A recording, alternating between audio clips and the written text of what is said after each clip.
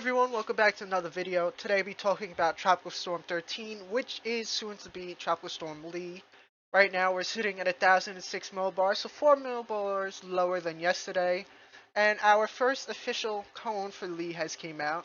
Right now we're sitting at 45 miles per hour, so that's Tropical Storm status right there. Tropical Storm status is 39 miles an hour or stronger, and it's moving west-northwest at 16 miles per hour. Now, it is further south than expected at this time yesterday. It was probably expected to be about here in this range, but yesterday it started trending west-southwest, it just went west, and now it's finally moving north after moving west and south for a part-time.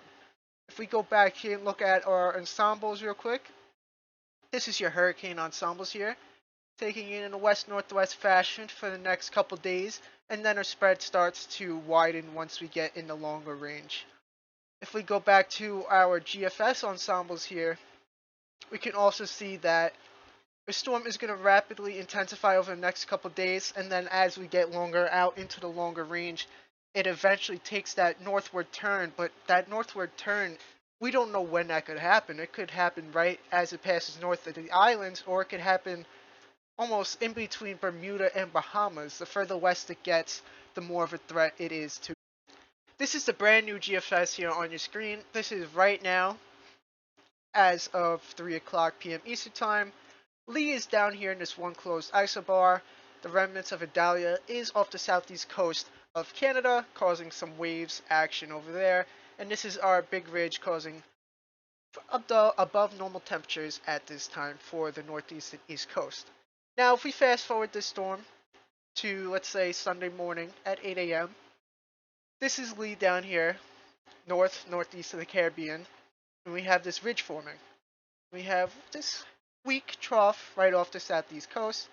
But if we play this a little bit forward here, notice right here, this is where things get interesting according to the GFS. Let me just erase this. Lee is right here, moving north, about to move northwest. And why is that? We have a strong ridge going to southeast Canada, preventing Lee from going out to sea. So that is not an option at this time. Our trough, which has been showing up recently on the GFS, this is the past two runs, this is the last run, and this is now. Notice how this gets disconnected from this. This stays up north, preventing the trough from swinging off the coast and kicking it out to sea. So once again, that's two reasons why this storm can't go out to sea, and that's eventually why Lee eventually takes this type of track towards the coast. This is not exactly what it does, but it's pretty much like that, and moves initially northwest and then due north and then northeast, northeast. This ridge is going to be a big factor. If this ridge strengthens, the track could look more like this, and if it even gets even stronger, it could get closer. But if it is weaker, it can look more like this. At this time, I do believe somebody will get hit by Lee, sadly. Yesterday, if you asked me, gun to my head, I would have thought this storm is a fish storm. But now, gun to my head, I think this storm is impacting either somewhere in the United States, eastern United States, or southeastern Canada. Now, if we take a look at the European, if you watched my video yesterday, I'll pull up the run actually from yesterday by the time I made that video and bring it to the time where Lee gets close to the coast. Notice, once again, we have a trough, but is all the way extended down, and our ridge is all the way back by in between Greenland and Iceland. This is an easy recurve out to sea. But if we go to our most recent model run of the European, notice things are a lot different here. Our trough is all the way back here in the Midwest still. Our ridge, once again, is back and is all the way in the North Atlantic.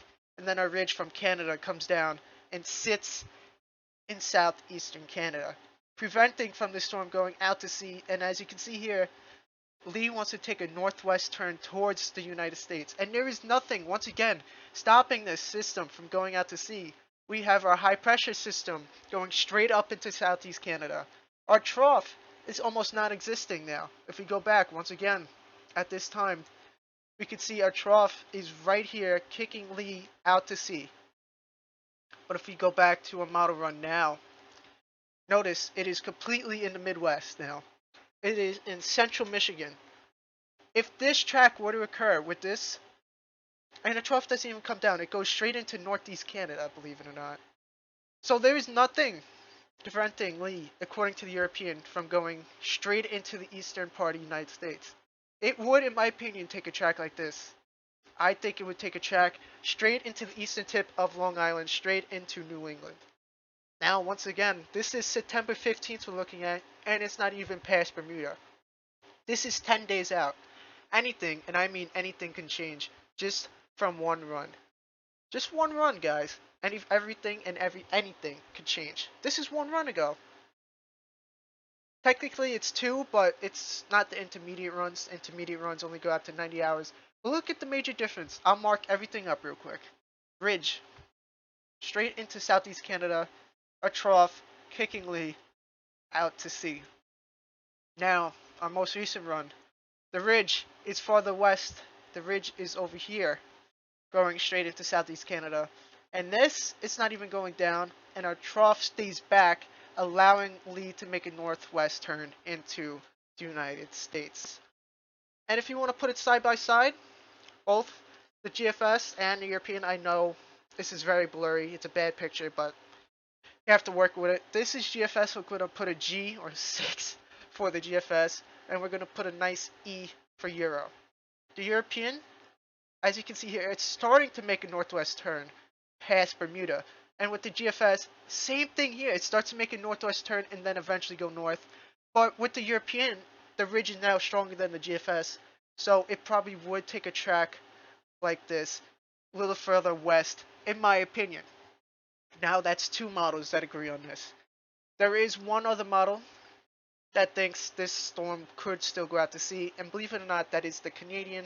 The Canadian has been bouncing around. This is now the latest run. As you can see, the ridge is well out to Atlantic.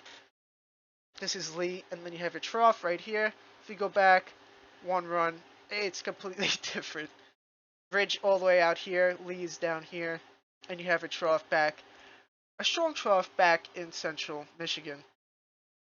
This thing could change very quickly, blink of an eye, and is definitely something to still watch. This storm is no doubt not a fish storm. This storm, if anything, I think, if once again, gun to my head, I think these areas have to watch for a potential landfall. Mostly these areas, I think, definitely have to look out. Because even right now, I'll go back and look at the GFS ensembles. At bare minimum, the GFS ensembles, let me just erase this. This thing is going due north, maybe a little bit north-northeast, towards Nova Scotia and southeast Canada. So at the bare minimum, those areas have to watch, and then eastern, northeastern United States also has to watch for potential landfall. I hope you guys enjoyed this video. Please tune back tomorrow for another update. I will be personally trying to update as much as I can because this system does mean business. I hope you all guys enjoyed. Make sure to like and subscribe for more, and also have a wonderful day.